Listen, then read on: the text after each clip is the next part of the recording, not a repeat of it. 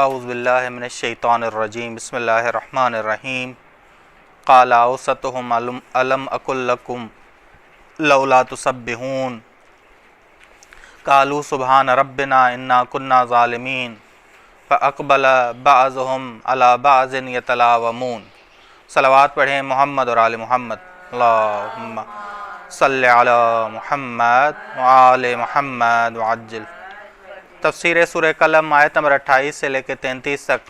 قال اوسطهم الم اقل لکم لولا تسبحون، پھر انہی میں سے اوسطهم یعنی عاقل شخص نے کہا، عاقل شخص نے کہا کہ کیا میں نے تمہیں نہیں کہا تھا کہ کس لیے تسبیح نہیں کرتے؟ کیوں تم سب غلط راستے پر ہو؟ کیوں تم فقراء کو حق نہیں دیتے؟ میں نے تم سب سے نہیں کہا تھا کہ اہل تسبیح بنو؟ بس یہ سورہ قلم میں گفتگو ہو رہی تھی ان افراد کی جو مادہ پرست ہیں، متکبر ہیں، حقوق ادا نہیں کرتے، لوگوں کے حقوق ادا نہیں کرتے، حق اللہ بھی ادا نہیں کرتے اور حق الناس بھی ادا نہیں کرتے۔ حق اللہ ادا نہیں کرتے یعنی کیا؟ متکبر ہیں اور حقدار لوگوں کو بھی زکوٰۃ اور صدقات نہیں دیتے۔ وہ صحیح وقت پر ہوش میں آ گئے، انہوں نے ایک دوسرے کی سرزنش کی اور کہا کہ ہم ظلم اور جرم کرنے میں شریک ہیں کہ نہج البلاغہ میں امام علیہ السلام فرماتے ہیں کہ ان المسکین رسول اللہ، کہ مسکین اللہ کی جانب سے بھیجا ہوا ہے۔ مسکین جو ہے وہ اللہ کی جانب سے بھیجا ہوا ہوتا ہے۔ بس یہ لوگ اللہ کے بھیجے ہوئے کو نکالنا چاہتے تھے، اسے حق دینا نہیں چاہتے تھے۔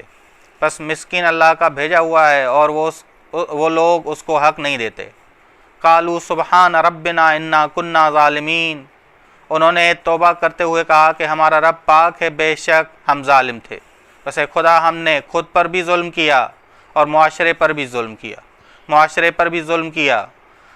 بس فاقبل بعضهم على بعض يتلاومون، پھر ایک دوسرے کی طرف متوجہ ہو کر آپس میں ملامت کرنے لگے۔ انہوں نے ایک دوسرے پر ملامت کہنے لگے کہ تم باعث ہوئے، اور اس نے کہا کہ تم باعث ہوئے۔ بس ایک دوسرے سے یہ کہنے لگے کہ تم باعث ہوئے کہ ہم نے یہ کام کیا یا یہ سوچ رکھی یا متکبر ہوئے۔ قالوا یا ویلنا انا كنا طاغین، اور انہوں نے کہا ہائے افسوس، بے شک ہم سرکش تھے۔ بس نتیجہ یہ نکلا کہ ایک دوسرے کی ملامت کا نتیجہ یہ نکلا کہ انہوں نے قبول کیا کہ ہم سرکش تھے، بس پشیمان ہوئے، قلبی لحاظ سے پشیمان ہوئے۔ اور پشیمان ہونا یہ اہم ترین جز ہے توبہ کا۔ بس اوقات یہی توبہ ہوتی، بس اوقات پشیمانی بھی ہوتی ہے، الفاظ بھی ہوتے ہیں اور اس کے ساتھ آنسو بھی ہوتے ہیں۔ قالوا یا ویلنا انا كنا طاغین، انہوں نے کہا ہائے افسوس، بے شک ہم سرکش تھے۔ عسى ربنا ان يبدلنا خیرا منها انا الى ربنا راغبون، شاید ہمارا رب ہمارے لیے اس سے بہتر باغ بدل دے، بے شک ہم اپنے رب کی طرف رجوع کرنے والے ہیں۔ بس اللہ تعالیٰ نے ہم سے باغ واپس لیا، ہم امیدوار ہیں کہ اللہ اس سے بہتر ہمیں عطا کرے اور آنے والے نئے سال میں ہمیں بہترین پھل دے اور رحمت والی بارش برسا دے۔ کذالک العذاب ولعذاب الآخرۃ اکبر لو کانوا یعلمون، عذاب الہی بھی اسی طرح ہوا کرتا ہے اور البتہ آخرت کا عذاب تو کہیں بڑھ کر ہے، کاش وہ جانتے۔ کذالک العذاب یعنی عذاب الہی کسی خاص قوم اور خاص قبیلے کے ساتھ کسی خاص قبیلے کے ساتھ مخصوص نہیں ہے، ٹھیک۔ اور یہ باغ کا تباہ ہونا دنیاوی عذاب تھا، جبکہ آخرت کا عذاب اس طرح نہیں ہے، اس سے بڑا ہے۔ ہم نے کہا تھا کہ ان زلزلۃ الساعۃ شیء عظیم، قرآن کریم نے کہا ہے کہ قیامت کا زلزلہ دنیاوی زلزلے سے بڑا ہے۔ دنیاوی زلزلے کی نسبت کیا ہوگا؟ بڑا ہو۔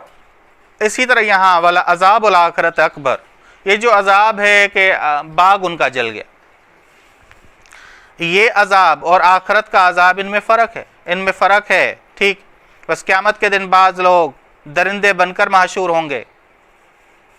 سنسمہ علی الخرطوم، ہم پڑھ کے آئے ہیں کہ بعض لوگ خرطوم کسے کہتے ہیں؟ بڑے ناک کو کہتے ہیں. بڑے ناک کو، جیسے ہاتھی کے ناک کو اور بھیڑیے کے ناک، یعنی بعض لوگ درندے بن کر ہاتھیوں کی صورت میں یا بھیڑیوں کی صورت میں محشور ہوں گے، اور بعض لوگ احمق بن کر یا شیطان کے ترجمان بن کر محشور ہوں گے، اور بعض انبیاء کے ساتھی ہوں گے، فرشتے بن کر محشور ہوں گے. فرشتے بن کر محشور ہوں گے. فَأُولَٰئِكَ مَعَ الَّذِينَ أَنْعَمَ اللَّهُ عَلَيْهِم مِّنَ النَّبِيِّينَ وَالصِّدِّيقِينَ، کہ سورہ نساء کی آیت نمبر 69 ہے کہ وہ لوگ ان لوگوں کے ساتھ ہوں گے جن پر اللہ نے نعمتیں نازل کی ہیں، انبیاء میں سے ہیں اور صدیقین میں سے ہیں. کہ امام علی نے اس آیت کے ذیل میں فرمایا ہے کہ فَأُولَٰئِكَ کا مصداق میرا بھائی جعفر طیار ہے. جناب جعفر طیار ہیں جو انبیاء اور صدیقین کے ساتھی ہیں، رفیق ہیں. اور جناب جعفر طیار کہ جس دن خیبر کی کامیابی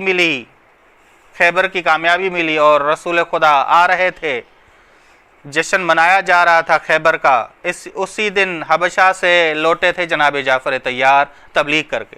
تو رسول خدا نے فرمایا تھا کہ میں کیا کروں، یعنی خیبر کا جشن مناؤں یا جناب جعفر طیار کی کو دین سکھا کے آیا ہے، عالم دین، اگر یہ اپنی قدر و قیمت جان لے کہ رسول خدا کہہ رہے ہیں کہ میں کس پہ جشن مناؤں. بس 2 جشن منائے رسول خدا نے، ایک خیبر کا جشن منایا اور ایک جناب جعفر طیار کا جشن منایا کہ وہ صحیح طرح سے تبلیغ کر کے حبشہ سے لوٹے. ٹھیک، بس فَأُولَٰئِكَ مَعَ الَّذِينَ أَنْعَمَ اللَّهُ عَلَيْهِم مِّنَ النَّبِيِّينَ وَالصِّدِّيقِينَ. بس وہ لوگوں کا ایک مصداق جناب جعفر طیار ہیں کہ وہ انبیاء اور صدیقین کے ساتھی اور رفیق ہیں. بس آیت نمبر 28 سے لے کے 33 تک یہ مفہوم تھا کہ ان لوگوں کو ہوش آئی جب ان کا باغ جلا، باغ تباہ ہوا، ان کو ہوش آئی کہ ہم غلط تھے. بس بعض لوگ عذاب سے سبق سیکھتے ہیں، مہلت سے سبق. بس بعض مہلتیں نعمتیں ہیں، رحمتیں ہیں، بعض مہلتیں کیا ہیں؟ عذاب ہے. شیطان کو جو مہلت ملی ہوئی ہے وہ عذاب ہے. ٹھیک، وصلی اللہ علی محمد اہل بیتہ الطیبین الطاہرین، اللہم صلی علی محمد وآل محمد وعجل فرجہم.